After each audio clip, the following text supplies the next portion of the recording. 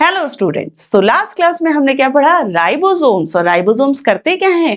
Protein synthesis. तो protein synthesis जो है वो करके हमें प्रोटीन बनाते हैं। तो आपकी बॉडी में जितना भी प्रोटीन प्रेजेंट है ना, या तो आपने वो खाया है या फिर राइबोसोम ने वो बनाया है। ठीक है, तो इस प्रकार से हमारी बॉडी में प्रोटीन सिंथेसिस में हेल्प करते हैं राइबोसोम्स। ठीक है, तो चलते हैं नेक्स्ट ऑर्गेनल की तरफ, और वो है गोल्जी एपरेटस। ठीक है, गोल्जी एपरेटस जो है, गोल्जी एपरेटस का आप देखिए शेप कैसा दिख रहा है ना। एक सैक लाइक आपको दिख रहा होगा, है ना। सैक लाइक जो है इसका स्ट्रक्चर है, फ्लैट सैक लाइक, है ना। और इसमें इसके साथ ही हमें वेसिकल्स दिख रहे हैं। ठीक है, और आप देख रहे हैं यहाँ पे दो फेज है, एक ट्रांस फेज है और एक सिस फेज है। ठीक है, तो भाई इसका क्या काम है, क्या ये phase wide, what does it denote, है ना। सिक्रेटरी वेसिकल का क्या काम होता है और ये गोल्जी एपरेटस का एक सेल में क्या इंपॉर्टेंस है, let's see. Okay, so occurrence कहां पर हमें मिलेगा गोल्जी बॉडी, कैसे डिस्कवर हुआ, ये इसके बारे में है। तो कैमिलो गोल्जी जो थे, उन्होंने 1898 में सबसे पहले डिस्कवर किए थी गोल्जी बॉडी, और इसीलिए इन्हें इसको नाम दिया इन्होंने गोल्जी बॉडी, है ना। ये जो गोल्जी बॉडी होते हैं ये सभी यूकेरियोटिक सेल में होते हैं except RBC and sperm cell of mammals. ठीक है, ये जो सेंटेंस है ये आपको काफी जगह जो है सुनने को मिलेगा कि भाई ये जो आरबीसी है इनमें नहीं होता, आरबीसी में ये ऑर्गेनल नहीं होता, आरबीसी में ये ऑर्गेनल नहीं होता। क्या रीजन है ना। आरबीसीज जो होती हैं, देखिए क्या करती हैं बेटा, जो आरबीसीज होती हैं उनका काम होता है गैस एक्सचेंज करने का। कैसे एक्सचेंज करती हैं वो गैस? देखिए आप बोलेंगे भाई कि गैस तो हम लंग्स के थ्रू लेते हैं, तो आरबीसी का क्या रोल हो गया गैस एक्सचेंज में करने में? देखिए क्या होता है कि जब हम इंस्पायर करते हैं गैसेस, उसमें ऑक्सीजन जो रहती है वो ज्यादा कंटेंट रहता है ऑक्सीजन का, और जो हमारे लंग्स के आसपास कैपिलरीज होती हैं उसमें, उसके अंदर आरबीसीज में कार्बन डाइऑक्साइड्स जो है और ब्लड में कार्बन डाइऑक्साइड जो है वो ज्यादा होती है। ठीक है, अब क्या होता है कि आरबीसी में होता है हीमोग्लोबिन, और हीमोग्लोबिन की टेंडेंसी होती है कि वो भाई ऑक्सीजन से जुड़ जाए। तो जैसे ही ब्लड लंग्स में आता है, सपोज ये हमारे एल्विलाइज हैं जो कि कहां पर होते हैं, हमारे लंग्स में होते हैं, स्मॉल बॉल लाइक स्ट्रक्चर होते हैं छोटे छोटे, इस तरीके से कैपिलरीज जो है वो स्प्रेडेड रहती हैं। ठीक है, तो यहां से आती है पल्मोनरी आर्टरी और यहां से जाती है पल्मोनरी वेन। तो इसमें क्या होता है कि जब ब्लड जो है, ब्लड जो सर्कुलेट हो रहा है कैपिलरीज में, एल्वियोलाइज के पास में, है ना, एल्वियोलाइज, तो यहां पर क्या करती हैं ये कि इन ब्लड में जो आरबीसीज हैं वो तुरंत ऑक्सीजन को क्या कर लेती हैं, आरबीसी के अंदर जो हीमोग्लोबिन है वो तुरंत ऑक्सीजन से क्या हो जाता है, अटैच हो जाता है। और जब यहां से ब्लड जा रहा है तो उसमें कैसा होता है, ऑक्सीजन कम, लेकिन जब यहां से रिटर्न होता है तो उसमें ऑक्सीजन कैसा हो जाता है, ज्यादा, क्योंकि वो अटैच हो जाता है किससे, हमारे हीमोग्लोबिन से। और हीमोग्लोबिन कहां पर है, आरबीसी के अंदर। तो बिकॉज आरबीसी जो है वो गैस एक्सचेंज में हेल्प करती है, उसका ज्यादातर पार्ट जो है वो हीमोग्लोबिन जो है ऑक्यूपाई करके रखता है, इसीलिए उसमें बहुत सारे ऑर्गेनल्स जो है वो नहीं रहते, है ना, ताकि हीमोग्लोबिन ज्यादा से ज्यादा आ पाए और जो आरबीसीज हैं वो ज्यादा से ज्यादा एक्सचेंज कर पाए गैसेस का। समझ में आया? तो इसलिए ये सेंटेंस हमारा और रिपीट हो सकता है जब हम आगे के सेल ऑर्गेनल्स देखेंगे। तो डोंट गेट कंफ्यूज कि भाई आरबीसी को क्यों नहीं जरूरत है गोल्जी बॉडी की। तो इसलिए नहीं जरूरत है कि जो आरबीसी है उसका मेजर फंक्शन है ऑक्सीजन को जो है लेना, ऑक्सीजन को एक्सचेंज करवाना और फिर बाकी के सभी ऑर्गन्स में उसको पहुंचाना। ठीक है, 10th में आप और डिटेल में पढ़ेंगे तो ये कंफ्यूजन आपका और क्लियर होगा कि भाई कैसे सर्कुलेटरी सिस्टम काम करता है, कैसे गैस एक्सचेंज होती है, कैसे हमारी सारी बॉडी के टिश्यूज में ऑक्सीजन पहुंचाई जाती है। ठीक है, तो ये एक ब्रीफली मैंने आपको बता दिया है सो दैट आपको ये समझ में आ जाए कि आरबीसी में क्यों नहीं होते most of the cell organs. ठीक है, आगे बढ़ते हैं। ठीक है, तो अब गोल्जी बॉडी जो है प्रोकैरियोटिक में भी नहीं होते, क्योंकि प्रोकैरियोटिक में बहुत ही जो है लीस्ट ऑर्गेनल्स वहां पर रहते हैं, इसलिए गोल्जी बॉडी प्रोकैरियोटिक्स में नहीं होते, क्योंकि वो बहुत प्रिमिटिव काइंड ऑफ सेल है, पुरानी है, बहुत पहले इवॉल्व हुई है, इस वजह से उसमें बहुत सारे मेजर ऑर्गेनल्स नहीं है। ठीक है, in animal cell present near the nucleus adjacent to rough endoplasmic reticulum. जब आप इसकी लोकेशन देखेंगे, है ना, जब हम इसे देखेंगे कि कहां पर प्रेजेंट होता है ये, तो आप देखेंगे कि जो है, आपको मैं बताती हूं आगे भी इसका हमें स्ट्रक्चर आई होप मिलेगा। ठीक है, okay, this is the live, okay, so better I will draw it, है ना। तो अगर हम देखें कि कहां पर है, तो ये है न्यूक्लियस। ठीक है, न्यूक्लियस के आजू बाजू क्या मिलता है हमें, एंडोप्लाज्मिक रेटिकुलम। ठीक है, और एंडोप्लाज्मिक रेटिकुलम के पास ही हमें क्या मिलता है, इस तरीके की गोल्जी बॉडी जो है वो मिलता है, सैक लाइक। ठीक है, तो इट इज इसका जो लोकेशन है वो कहां पर है, नियर RER या rough endoplasmic reticulum. Plant cell में जो गोल्जी बॉडी है वो कैसे होते हैं, स्मॉल स्मॉल यूनिट होते हैं, और उन स्मॉल यूनिट को हम कहते हैं डिक्टायोसोम। तो एनिमल सेल में हमें जो है लार्ज साइज का मिलेगा गोल्जी बॉडी, जबकि जब हम प्लांट सेल देखेंगे तो हमें कैसा मिलेगा, स्मॉल स्मॉल बॉडीज, जिसे हम क्या कहेंगे, डिक्टायोसोम्स। क्लियर। अच्छा, अब इसका ओरिजिन देखते हैं हम कि बनता कैसे भाई, है ना। तो ये जो गोल्जी बॉडी है ये एंडोप्लाज्मिक रेटिकुलम से ही बनता है ना। तो क्या होता है कि जब रफ एंडोप्लाज्मिक रेटिकुलम में राइबोसोम्स जो है वो डिटैच हो जाते हैं, तो वो एक अलग जो है वहां से डिटैच होकर और वो क्या बना लेता है, गोल्जी बॉडी। साथ ही जो RER से, रफ एंडोप्लाज्मिक रेटिकुलम से जब यहाँ से वसाइकल ब्रेक होंगे, तो वसाइकल कहाँ जाके जुड़ जाएंगे, इससे, है ना, किससे, गोल्जी बॉडी से। तो इस प्रकार इसका जो फॉर्मेशन है, इस प्रकार से इसका प्रोडक्शन होता है, इस प्रकार से ये बनता है। रफ एंडोप्लाज्मिक रेटिकुलम जब अपने राइबोसोम्स जो है वो लॉस कर देता है, तो वो बना लेता है गोल्जी बॉडी, और साथ ही RER से जो डिटैच होती है वेसिकल्स वो जाके बना लेती हैं गोल्जी बॉडी, वहां से जुड़ जाती हैं। ठीक है, तो इस प्रकार से गोल्जी बॉडी बनता है। ठीक है, तो कैसा जो है ऑर्गेनल है, डिस्क शेप का है ना, इसमें वेसिकल रहते हैं और सैक लाइक स्ट्रक्चर होता है। सैक लाइक स्ट्रक्चर क्या, देखिए यहां पर मैं आपको बताती हूँ ये। ठीक है, सैक लाइक स्ट्रक्चर आप देख रहे हैं कि ये पाउच जैसा स्ट्रक्चर है, और पाउच जैसा स्ट्रक्चर जो है वो फ्लैट है। ठीक है, और इन फ्लैट स्ट्रक्चर को हमने नाम दिया है सिस्टर्नी।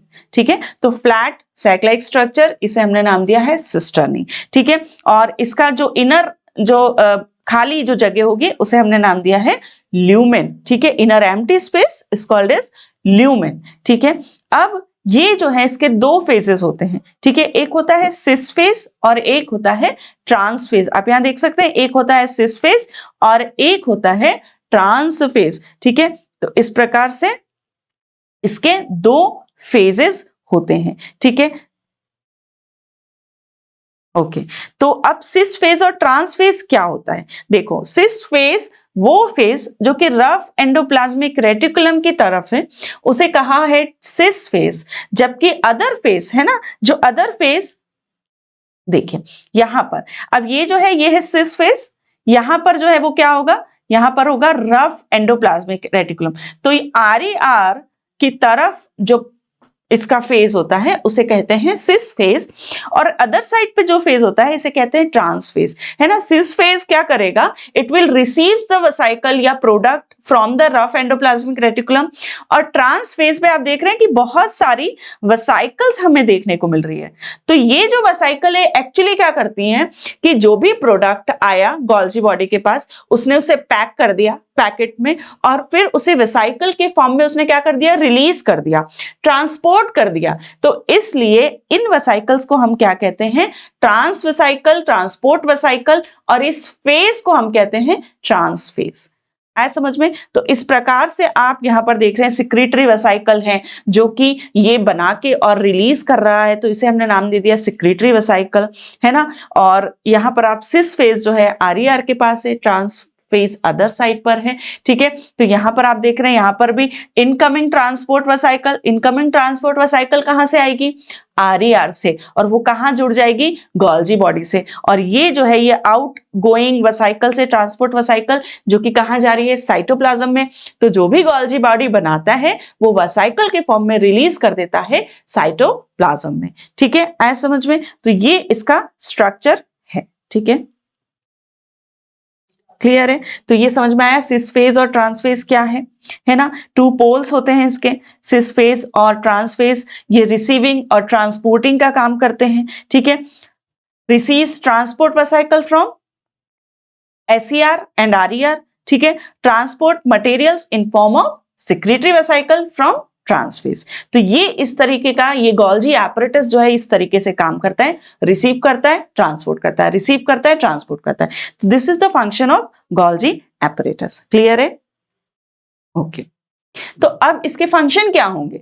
तो भाई इसका काम है पैकेटिंग करने का, पैकेजिंग करने का, पैकेट्स बनाने का काम है इसका, है ना। इसके अलावा क्या करता है? मॉडिफाई भी करता है। कुछ प्रोडक्ट इसके पास आए, इसे मॉडिफाई करेगा, है ना, सॉर्ट करेगा कौन से मटेरियल का क्या करना है, पैकेज डिफरेंट मटेरियल, जो मटेरियल उसके पास आया है उसे पैकेट्स बना के और रिलीज करना है।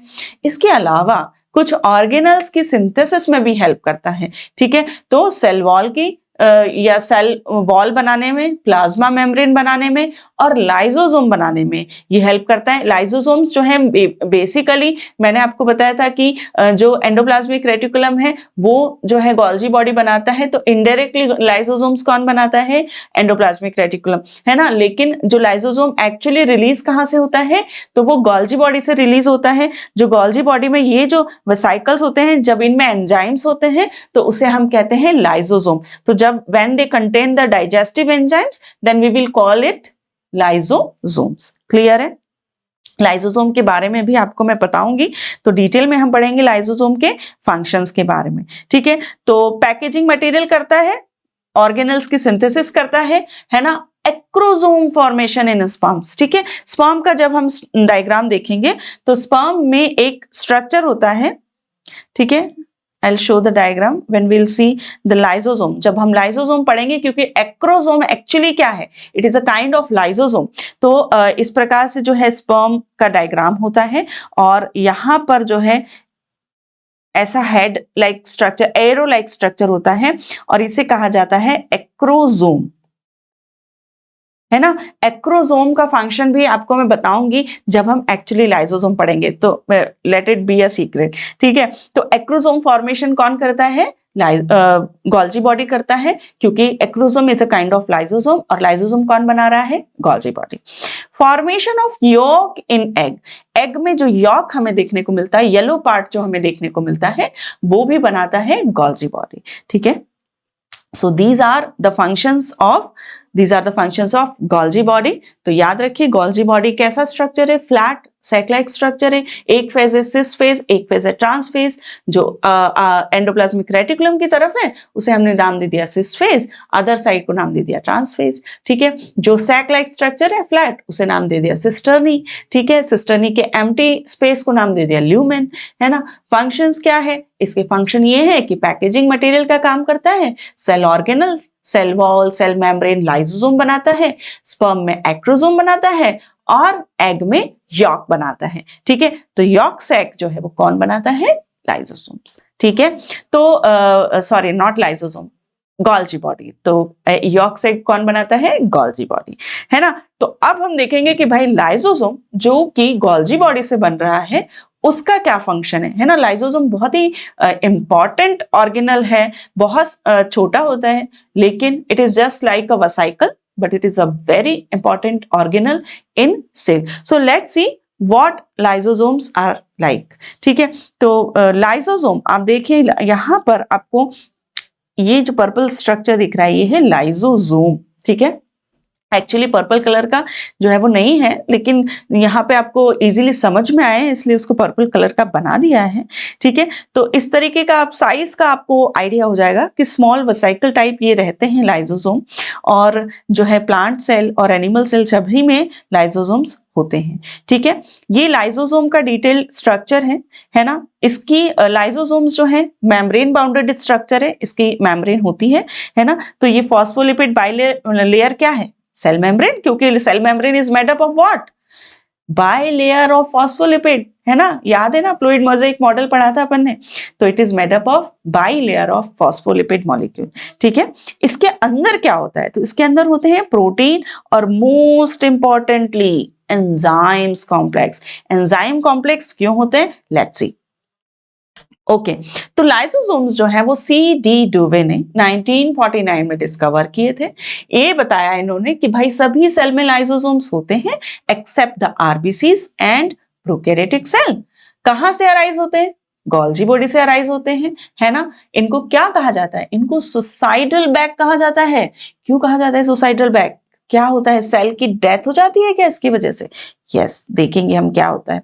स्ट्रक्चर है ना, तो मेम्ब्रेन बाउंडेड होते हैं, वेसिकल्स होते हैं, they contain hydrolytic enzyme, digestive enzymes होते हैं इनमें, है ना। और इसकी जो मेम्ब्रेन है ये इसकी जो डाइजेस्टिव एंजाइम है इसे सेल में लीकेज नहीं होने देती। क्यों नहीं होने देती, कि भाई अगर ये एंजाइम्स सेल में लीकेज हो जाएंगे तो क्या होगा, जो सेल का पूरा कंटेंट है वो डाइजेस्ट हो जाएगा, जो है वो डिग्रेड हो जाएगा, और किसकी वजह से, एंजाइम्स की वजह से, और पूरी की पूरी सेल क्या हो जाएगी, मर जाएगी। तो लाइसोसोम्स अगर रिलीज हो जाएं सेल में तो वो सेल की डेथ को कॉज करते हैं, इसीलिए लाइसोसोम को नाम दिया है suicidal bag of cell. Clear है, ये क्वेश्चन आता है कई बार, which organelle is called as suicidal bag of cell, तो किसे कहेंगे, लाइसोसोम्स को। क्लियर है, ठीक है। तो इसकी जो मेम्ब्रेन है it prevents the leakage into the cell. Different lysosomes में contain different set of enzymes. Different lysosomes में डिफरेंट एंजाइम्स हो सकते हैं जो कि डिफरेंट जो है फूड का डाइजेशन करें। These enzymes are capable of digesting all organic material, है ना। जो भी लिविंग ऑर्गेनिक मटेरियल है उसे ये डाइजेस्ट कर सकते हैं। ठीक है, लिविंग नॉन लिविंग एवरीथिंग। ठीक है, डाइजेशन करते हैं, ये फंक्शन देख रहे हैं हम जो कि बहुत इंपॉर्टेंट है लाइसोसोम की function. Digestion of unwanted material like dead cell and debris. देखो क्या होता है बेटा, कि जब हमारी जो सेल्स हैं, आपको पता होगा कि हमारी WBCs जो हैं, व्हाइट ब्लड सेल्स को क्या कहा जाता है, सोल्जर्स और अवर बॉडी। क्यों कहा जाता है सोल्जर्स, क्योंकि जो भी फॉरेन मटेरियल हमारी बॉडी में आता है, फॉर से वायरस, बैक्टीरिया, फंगाई, एनीथिंग, तो ये क्या करती हैं WBC, उसे एनगल्फ कर लेती हैं, उसे खा लेती हैं फेगोसाइटोसिस की मदद से। और फेगोसाइटोसिस आपको याद है, हमने देखा था सेल के ट्रांसपोर्ट में, हमने पढ़ा था बल्क ट्रांसपोर्ट में, याद कीजिए कि जब जो सेल है वो लार्ज सॉलिड मटेरियल को एनगल्फ करती है तो उसे हम कहते हैं फेगोसाइटोसिस। तो WBC फेगोसाइटोसिस की मदद से फॉरेन मटेरियल को ईट अप कर लेती है। अब ईट कर लिया तो उसे डिग्रेड कौन करेगा, डाइजेस्ट कौन करेगा, अनहार्मफुल मटेरियल में कौन चेंज करेगा, लाइसोसोम्स। तो लाइसोसोम का काम है digestion of unwanted material like cells and debris. Debris क्या है, कि जब सेल्स की क्या होता है, पर्टिकुलर सेल की एक पर्टिकुलर एज भी होती है ना। फॉर एग्जांपल हमारी आरबीसीज 120 डेज के बाद वो जो है मर जाती हैं। तो ये डेड सेल्स जो है अब हमारी बॉडी के लिए क्या हो गई है, वेस्ट मटेरियल हो गई है। तो ये जो डेब्रिस या डेड सेल्स हैं, इन्हें ये क्या करती हैं, हमारी सेल्स एनगल्फ करती हैं और लाइसोसोम की मदद से उन्हें क्या कर लेती हैं, डाइजेस्ट कर लेती हैं। ठीक है, during starvation it digest cell content to provide energy, है ना। क्या होता है कि जब सेल्स को खाना नहीं मिलता है ना, फूड नहीं मिल रहा है, तो इसकी जो लाइसोसोम्स हैं वो क्या करते हैं कि सेल के ऑर्गेनल्स को ही खाने लगते हैं। ऐसे ऑर्गेनल्स जो सेल का इंपॉर्टेंट ऑर्गन नहीं है, ऑर्गेनल्स, उसे ये खाने लगेंगे और उससे ही एनर्जी बनाते हैं। तो ये ऑटोफेजी भी करते हैं। ऑटोफेजी मतलब खुद को खा जाना, auto self phagy means eat up, तो खुद को खा सकते हैं बिकॉज ऑफ लाइसोसोम्स। तो लाइसोसोम्स जो हैं वो स्टारवेशन के टाइम पर जो है डिफरेंट सेल ऑर्गेनल को ईट अप कर सकते हैं for the formation of energy, क्योंकि ये सेल की एनर्जी के लिए, ये सेल के जिंदा रहने के लिए जरूरी है ना। तो ये ऑटोफेजी भी कर सकता है, ठीक है। डाइजेशन ऑफ यूजफुल मटेरियल, अब हमेशा ऐसा नहीं है कि वेस्ट मटेरियल को ही डाइजेस्ट करें, यूजफुल मटेरियल फूड को, है ना, या कुछ पार्टिकल्स जरूरी हैं जो सेल के लिए, उन्हें भी ये डाइजेस्ट कर सकता है। इंट्रासेल्यूलर डाइजेशन इन यूनिसेल्यूलर ऑर्गेनिज्म, है ना। अब क्या होता है, ये अब हम सिर्फ हमारी बात ना करें, क्योंकि हम तो भाई बायो पढ़ रहे हैं, बायो में सभी ऑर्गेनिज्म आएंगे जो कि लिविंग है। तो कुछ जो ऑर्गेनल सिर्फ सिंगल सेल से बने हुए होते हैं, फॉर एग्जाम्पल अमीबा, है ना, ये अमीबा है, अमीबा आप बचपन से पढ़ते आ रहे हैं, है ना। अमीबा क्या करता है, उसके अगर पेरिफेरी में कोई फूड पार्टिकल आया तो वो क्या करता है, उसको उसके फूड पार्टिकल से क्या करेगा, वो एक वसाइकल बना लेगा, वो वसाइकल क्या होगी, वो अंदर आ जाएगी इस तरीके से, ठीक है। ये वसाइकल है, अंदर आ गई, इसमें फूड है। अब लाइसोसोम्स जो है वो क्या करेंगे, उसको डाइजेस्ट कर देंगे। तो इस प्रकार से इंट्रासेल्यूलर डाइजेशन में हेल्प करता है। ऐसे ऑर्गेनिजम्स जो कि सिर्फ सिंगल सेल से बने हुए हैं, unicellular organism for example amoeba, तो उसमें लाइसोसोम्स फूड के डाइजेशन में हेल्प करता है। देखिए डाइजेशन डाइजेशन डाइजेशन बहुत बार आ रहा है रिपीटेटिव, तो I hope you know what is digestion. Digestion मतलब क्या, कि लार्ज कॉम्प्लेक्स पार्टिकल को स्मॉल सिंपल पार्टिकल्स में चेंज करना, सिंपल मॉलिक्यूल्स में चेंज करना डाइजेशन कहलाता है, ठीक है। तो क्यों, क्योंकि जो लार्ज पार्टिकल है उसे तो सेल यूटिलाइज नहीं कर सकती है, तो उसे कन्वर्ट कर दो किसमें, स्मॉल मॉलिक्यूल्स में, जिसे कि सेल यूज कर सकती हो। तो इस प्रकार ये डाइजेशन में लाइसोसोम्स हर टाइप के डाइजेशन में हेल्प करता है, चाहे वो वेस्ट मटेरियल हो, डेड सेल हो, डेब्रिस हो, फॉरेन मटेरियल हो, या फिर फूड हो, इन सब के डाइजेशन में कौन हेल्प करता है, लाइसोसोम्स, ठीक है। अच्छा, लाइसोसोम्स, ये फैगोसाइटोसिस ऑलरेडी बता दिया मैंने आपको कि हार्मफुल मटेरियल्स के डाइजेशन में, जिसे हम फैगोसाइटोसिस कहते हैं, उसमें भी लाइसोसोम्स हेल्प करते हैं। क्लियर है। तो these are all the functions of lysosomes. आप यहाँ देखिए किस तरीके से लाइसोसोम फंक्शन कर रहा है, वो यहाँ पर दिख रहा है कि ये एक जो है अमीबा है, ये क्या कर रहा है, फूड पार्टिकल लिया है इसने, फैगोसाइटोसिस के थ्रू इसे ईट अप किया, ठीक है। अब लाइसोसोम्स जो हैं, यहाँ जब लाइसोसोम्स बन के आते हैं गोल्जी बॉडी से, तो और जब उसमें कोई और मटेरियल नहीं होता, सिर्फ एंजाइम्स होते हैं, तो ऐसे लाइसोसोम को हम प्राइमरी लाइसोसोम्स कहते हैं, ठीक है। लेकिन जब वो फ्यूज हो जाते हैं विद द वैक्यूल्स, और इस प्रकार से लाइसोसोम्स में फूड और एंजाइम्स दोनों फंक्शन करते हैं, डाइजेशन करते हैं, तो उसे हम कहते हैं सेकेंडरी लाइसोसोम, ठीक है। तो वहां पर सेकेंडरी लाइसोसोम में लाइसोसोम्स के एंजाइम्स फूड को या जो भी मटेरियल है उसे डाइजेस्ट कर देते हैं, ठीक है। डाइजेशन के बाद जो भी वेस्ट मटेरियल बचता है उसे एक्सोसाइटोसिस के थ्रू क्या किया जाता है, निकाल दिया जाता है सेल के बाहर। तो इस तरीके से एक लाइसोसोम जो है वो फंक्शन करता है, ठीक है।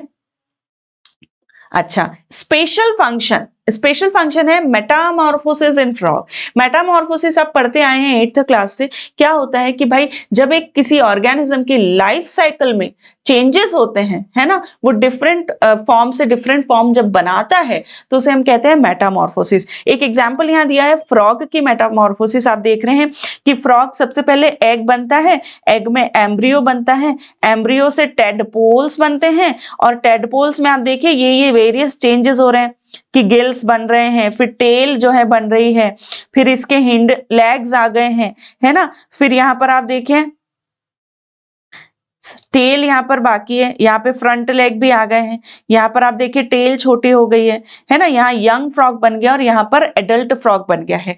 तो ये क्या है, this is called as metamorphosis. अब ये मेटामॉर्फोसिस में आप देख रहे हैं कि यहाँ टेल लॉन्ग से शॉर्ट हो रही है, ठीक है। तो डिफरेंट ये जो चेंजेस होते हैं इसमें लाइसोसोम हेल्प करता है, और जो पार्ट्स जरूरत नहीं है उसे डाइजेस्ट करने में लाइसोसोम हेल्प करता है। इसलिए this is the special function of lysosome, that it helps in the Metamorphosis. Clear है ये फंक्शन। एक दूसरा स्पेशल फंक्शन जैसा कि मैंने बताया था सीक्रेट है कि एक्रोसोम, है ना, एक्रोसोम क्या फंक्शन करता है। तो एक्रोसोम्स जो होते हैं, आपको मैंने बताया कि ये एक्रोसोम है स्पर्म के हेड पर, स्पर्म के टॉप पर जो है, अदर साइड है टेल और ये है हेड। तो हेड के ऊपर जो है एक लाइसोसोम होता है जिसे कहते हैं एक्रोसोम। ये जो एक्रोसोम है ये ओवम की जो लेयर होती है उसे डाइजेस्ट करने में हेल्प करता है। क्या होता है कि जो ओवम होता है उसके बाहर जो है 3 लेयर्स होती हैं, ठीक है, ओवम की 3 लेयर्स होती हैं, है ना, अंदर यहाँ पे एक न्यूक्लियस होता है, ठीक है। तो क्या होता है कि जब स्पर्म्स जो है इसको फर्टिलाइज करने की बारी आती है स्पर्म की, ठीक है, जो स्पर्म इसके पास पहुंच पाता है तो इसका जो हेड एंड होता है वहां से लाइसोसोम्स जो है वो क्या करता है, वो रिलीज हो जाता है और इस पूरी वॉल को वो क्या कर देता है, इस पूरी वॉल को जो है वो डाइजेस्ट कर लेता है और उस वॉल से जो है इसका जो न्यूक्लियस है स्पर्म का वो कहाँ चला जाता है, फ्यूज हो जाता है ओवम के अंदर। तो यहाँ देखिए कि इसकी जो वॉल है वो ब्रेक हो गई है ना, और ये यहाँ पर आ गया है और ये इसका न्यूक्लियस है और ये इसका न्यूक्लियस है। फिर ये अपना न्यूक्लियस जो है वो रिलीज कर देगा और ये दोनों न्यूक्लियस फ्यूज हो जाएंगे और इस प्रोसेस को हम कहते हैं फर्टिलाइजेशन। तो इस प्रोसेस में कौन हेल्प कर रहा है, लाइसोसोम से बना हुआ एक्रोसोम्स। तो इस प्रकार लाइसोसोम फर्टिलाइजेशन में भी हेल्प करता है, ठीक है। तो ये हो गया लाइसोसोम के special function. So I hope आपको सभी फंक्शंस क्लियर हो, है ना, गोल्जी बॉडी के फंक्शंस आपको क्लियर हैं, लाइसोसोम के फंक्शन आपको क्लियर है ना। इससे रिलेटेड क्वेश्चंस आते हैं, स्पेशली आते हैं फंक्शंस ऑफ गोल्जी बॉडी या फंक्शंस ऑफ लाइसोसोम्स, या फिर ये कहा जाता है कि भाई सुसाइडल बैग्स क्यों कहा जाता है, किसे कहा जाता है, इस तरीके के क्वेश्चंस आपको एग्जाम में आएंगे। तो I hope all content is clear. So see you in the next video. Till then, bye bye.